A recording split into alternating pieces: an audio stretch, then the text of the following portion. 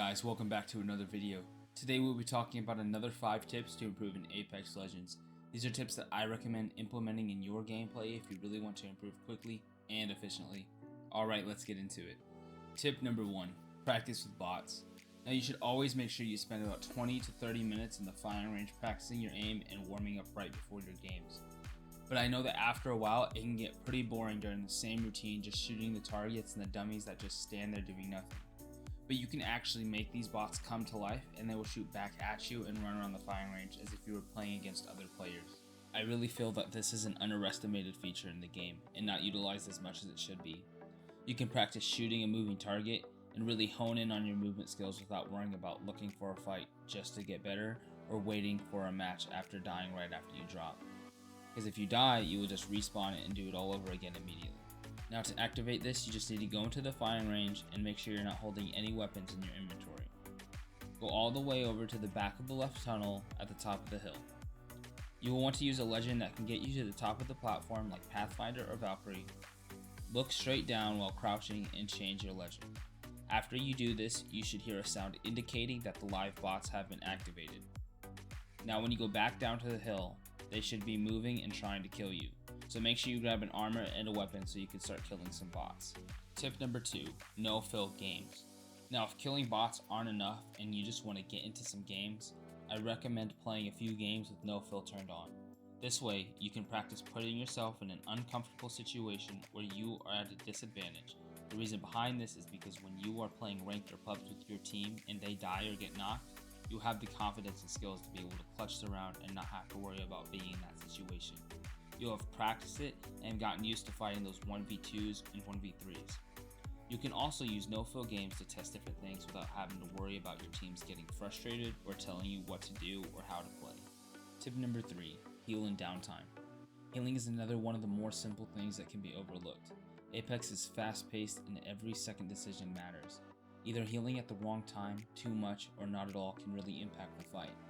Now every fight will have a few seconds of downtime. This could be while the enemy team is getting to cover, falling back while you're pushing up, or reloading. The more you play and actually think about the situation, you will start to see these spots of downtime happening. This could be from a quick 2 seconds to maybe a longer 15 seconds if you're just poking at each other from a distance. But while those moments of downtime happen, this is the perfect time to heal.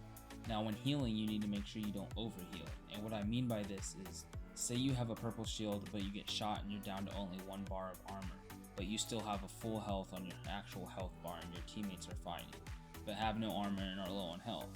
You don't want to keep healing until you have full shields again, because then they may have gotten knocked and now you're in a 1v2 or a 1v3. Instead, go in there and help them fight, or take one of their places so they can pop a cell or syringe. Keep in mind, 3 guns are better than 2, so even if you have just 1 slot of health, that may be just what you need to keep your team alive in that moment. You can also shield swap once you wipe the team and then heal up when you have a bit more free time. Another way of using downtime is reloading, which leads me to my next tip. Tip 4, reload often. Now you want to get in the habit of reloading often, and there are several reasons behind this. First, you don't want to run straight into a fight right after you just used a full clip, just to switch to another gun, to then realize that you ran out of ammo in that weapon.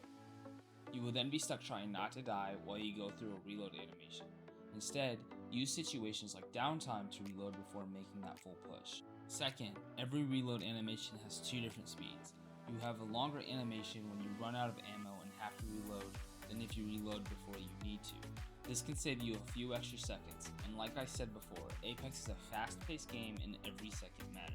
Speaking of guns, that brings me to tip number 5, use meta guns.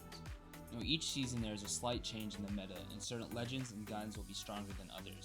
You will want to find out which of these guns are in the current meta and practice with the guns in the firing range to understand how they work and which ones you prefer to have the full advantage. Now at the time that I'm releasing this video is currently season 11, and the current guns that are in the meta as of right now are the R99 and the CAR if you prefer SMGs, the Mastiff if you prefer shotguns, the Volt which is a hybrid between an SMG and an AR, the Flatline and the R301 for ARs, and then last but not least the Triple Take if you prefer sniping.